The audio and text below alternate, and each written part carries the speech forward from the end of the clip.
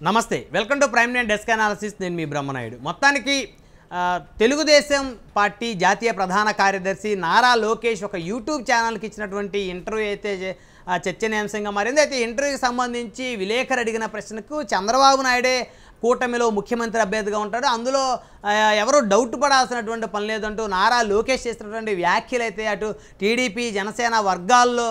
కొంత వ్యతిరేకత భావాన్ని రేకెత్తించేలా ఉన్నాయంటూ పరిశీలకులు అయితే అభిప్రాయపడతా ఉన్నారు మొత్తానికి దీనికి సంబంధించి కాపు సంక్షేమ సేన వ్యవస్థాపక అధ్యక్షులు మాజీ మంత్రి హరిరామ జోగయ్య అయితే స్పందించారు అయితే లోకేష్ ప్రకటించినట్లుగా కాక ఎన్నికలైన తరువాతనే ముఖ్యమంత్రి ఎవరనేది నిర్ణయం జరుగుతుంది అంటూ గతంలోనే అనేక పర్యాయములు తాను చేసిన ప్రకటన ఇప్పటికీ తాను కట్టుబడి ఉన్నట్లుగా లోకేష్ ప్రకటించినట్లుగా ముఖ్యమంత్రి ఫలానా వారు అనే నిర్ణయం ఏమీ ఇంతవరకు జరగలేదని నేను రాసి ఉన్న ఉత్తరంలోని ప్రశ్నలకు పవన్ కళ్యాణ్ గారి నుండి నాకు సమాధానం అందింది వారి యొక్క ఈ భావాలను త్వరలోనే సమయం వచ్చినప్పుడు జనం ముందు పెడతారని ఆశిద్దామంటూ మాజీ మంత్రి కేఎస్ఎస్ వ్యవస్థాపక అధ్యక్షులు హరిరామ జోగయ్య అయితే మళ్ళీ ఒక లెటర్ రిలీజ్ చేశారు దీనికి ముందు ఎలాగా నారా లోకేష్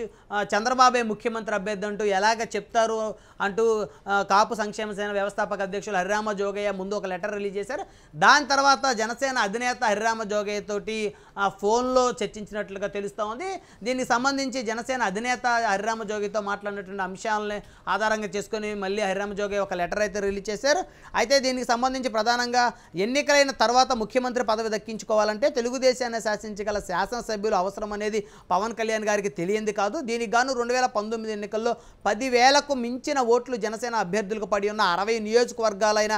ఈనాడు జనసేన పార్టీ దక్కించుకోవాల్సిన అవసరం ఉందంటూ హరిరామ జోగయ్య వ్యాఖ్యానించారు దాదాపు 60 నియోజకవర్గాల్లో 2019 ఎన్నికల్లో జనసేన పార్టీ 10,000 ఓట్లకు పైచిలుకు సాధించిన పరిస్థితి ఉంది ₹1 డబ్బులు ఖర్చు పెట్టకుండా జనసేన అధినేత ఈ ఓట్లన్నీ సాధించారని చెప్పొచ్చు దాదాపు 60 నియోజకవర్గాల్లో జనసేన పార్టీ తన ప్రభావాన్ని అయితే 2019 ఎన్నికల్లో చూపింది కాబట్టి ఆ సీట్లన్నీ కూడా జనసేన పార్టీకే ఇవ్వాల్సిన అవసరం ఉంటుంది అనేది హరిరామ జోగయ్య అయితే తన లెటర్లో వ్యాఖ్యానించారు అదేవిధంగా ఈ 60 నియోజకవర్గాల్లో జనసేన పార్టీకి బలమైన అభ్యర్థులు ఉన్న మాట వాస్తవం కనుక 60 సీట్లు తక్కువ కాకుండా దక్కించుకోగలడం పవన్ కళ్యాణ్ గారి వంతు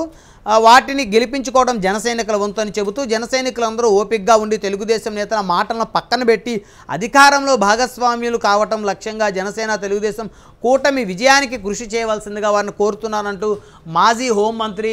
కాపు సంక్షేమ సేన వ్యవస్థాపక అధ్యక్షులు హరిరామ జోగయ్య అయితే స్పష్టం చేశారు అంటే గతంలో జనసేన 10,000కు పైచిలుకు ఓట్లు 60 నియోజకవర్గాల్లో సాధించింది కాబట్టి 60 నియోజకవర్గాలు ఖచ్చితంగా జనసేన పార్టీ దక్కించుకోవాల్సిన అవసరం ఉంది ఎందుకంటే ఆంధ్రప్రదేశ్లో 175 స్థానాలు ఉన్నాయి కాబట్టి 60 స్థానాలు జనసేన తీసుకుంటే దాదాపు మిగతా స్థానాలన్నీ కూడా 115 స్థానాలు తెలుగుదేశం పార్టీ తీసుకోవాల్సినటువంటి అవసరం ఉంటుంది 60 స్థానాల్లో అభ్యర్థులు గెలిపించుకోవాల్సిన అవసరం జన సైనికులకు ఉంది అలాంటి తరుణంలో ఖచ్చితంగా పవర్ షేరింగ్లో భాగస్వామ్యం జనసేన పార్టీ అవుతుంది జనసేన అధినేత అవుతారనేది హరిరామ జోగయ్య అయితే స్పష్టం చేశారు నారా లోకేష్ మాట్లాడిన మాటలని అంతగా పరిగణలోకి తీసుకోవాల్సిన అవసరం లేదంటూ హరిరామ జోగయ్య అభిప్రాయపడ్డారు జనసేన అధినేతను ముఖ్యమంత్రిని చేసుకోవాలంటే వారు పోటీ చేసిన ప్రతి స్థానంలోనూ బలమైనటువంటి మెజార్టీతో గెలిపించాలంటూ హరిరామ జోగయ్య అయితే స్పష్టం చేశారు